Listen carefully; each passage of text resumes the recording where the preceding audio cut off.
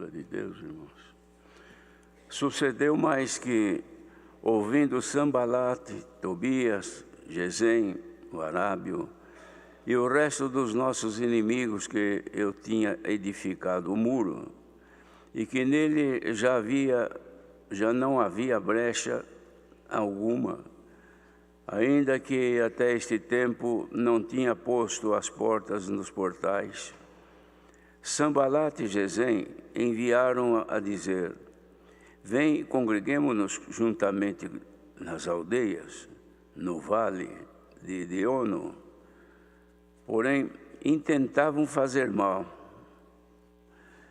Enviei-lhes mensageiros a dizer: estou fazendo uma grande obra, de modo que não poderei descer. Por que me cessaria esta obra, enquanto eu a deixasse e fosse ter convosco?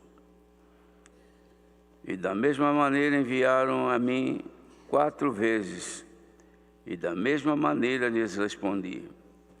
Então Sambalate, da mesma maneira, pela 5ª vez me enviou seu moço, com uma carta aberta na sua mão, e na qual estava escrito: entre as gentes se ouviu, e Gusmo diz que tu e os judeus intentais revoltar-vos, pelo que edificais um muro, e que tu te farás rei dele, segundo estas palavras. E que puseste profetas para prepararem de ti em Jerusalém, dizendo: este é rei em Judá. Ora, o rei o ouvirá, segundo esta palavra. Vem, pois, agora e consultemos juntos. Porém, eu enviei a dizer-lhe: de tudo o que dizes, coisa nenhuma sucedeu, mas tudo do teu coração o inventaste. Porque todos eles nos procuravam atemorizar, dizendo: as suas mãos largarão a obra e não se efetuará. Agora, pois, ó Deus, esforça as minhas mãos. E entrando eu em casa de Semaías, filho de Delaías, o filho de Metabel, que estava encerrado, disse-me ele: vamos juntamente à casa de Deus, ao meio do templo, e fecharemos as portas do templo, porque virão matar-te, sim, de noite virão matar-te. Porém eu disse: um homem como eu fugiria? E quem há como eu que entre no templo e viva? De maneira nenhuma entrarei. E conheci que eis que não era Deus quem o enviara, mas para a profecia falou contra mim. Mas esta profecia falou contra mim. Enquanto Tobias e Sambalate o subornaram, para não o subornarem, para me atemorizar e para que eu assim fizesse e pecasse, para que tivesse alguma causa a fim de me infamarem e assim me vituperarem. Lembra-te de mim, lembra-te, meu Deus, de Tobias e de Sambalate, conforme a estas suas obras, e também da profetisa Noedia, e dos mais profetas que procuraram atemorizar-me. Acabou-se, pois, o muro aos 25 de Elu, em 52 dias.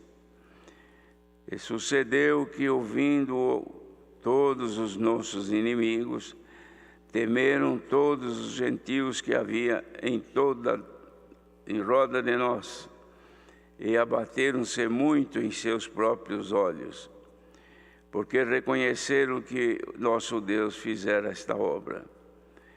Também naqueles dias alguns nobres de Judá escreveram muitas cartas que iam para Tobias, e as cartas de Tobias vinham para nós, porque muitas em Judá se lhe juramentaram, porque era um genro de Secanias, filho de Ará, e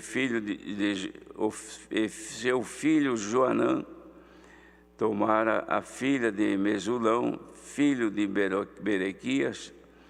Também as suas bondades constavam perante mim, e as minhas palavras lhe levavam a ele. Portanto, Tobias escrevia cartas para me atemorizar. Até aqui.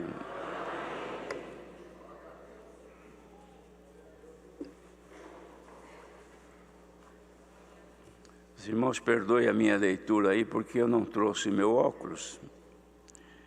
Então me atrapalhei. Mas aqui é uma história, irmãos, um fato que aconteceu quando o povo saiu da Babilônia e estava voltando para reedificar Jerusalém,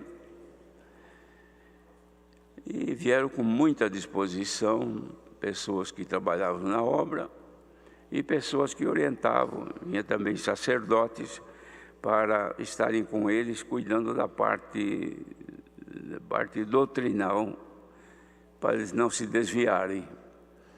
Isto aqui descreve então o relacionamento deles durante o dia, a noite, e a dificuldade que começou a surgir com os que eram aparentemente amigos, mas que eram de fora, porque eles estavam levantando o muro justamente para isolar das pessoas de fora, que eram samaritanos. Então isso gerou um mal-estar, começou com uma guerra fria entre eles, de ameaças, de temores. Mas quando viram que a realidade acontecia, que de fato estavam levantando o muro caído, reconstruindo o templo, então eles não aceitavam, porque o ódio que eles tinham dos judeus fez com que destruíssem toda a cidade e os judeus fossem tirados de lá. A cidade virou um deserto. Mas passados os anos, o tempo que o Senhor Deus determinou, volta então para reedificar a cidade. É uma história isso aqui, irmãos, mas que mostra o amor de Deus para com o seu povo. Apesar de ser uma construção de pedra, de madeira, de tijolos, mas tem um caráter diferente que é o nosso hoje. É a mesma obra que o Senhor fez com eles, fez conosco também no sentido espiritual. Nós estamos aqui num tempo de reconstrução da nossa vida. Eles eram reconstruir Jerusalém, levantar o nome da cidade e o povo ali viver em paz. Já o nosso, irmãos, é reconstruir a nossa vida espiritual. Cada um era uma casa caída diante de Deus, um templo caído. E Deus, nos chamando a esta graça, iniciou nela uma reconstrução daquilo que era, para que voltemos então a ter condição de vida dentro de nós.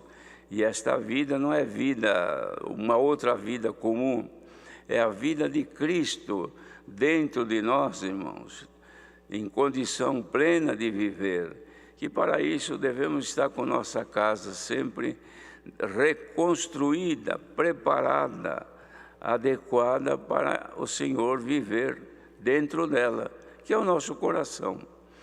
Então este trabalho, irmãos, que eles faziam lá, encontravam dificuldade, nós encontramos hoje, não é nada diferente. Ninguém vem mexer conosco porque nós somos crentes e querer fazer uma coisa ou outra. Alguma coisa pode ser que ocorra, mas a maioria das vezes não. O que vem contra nós são tormentas espirituais, situações espirituais que nos abalam.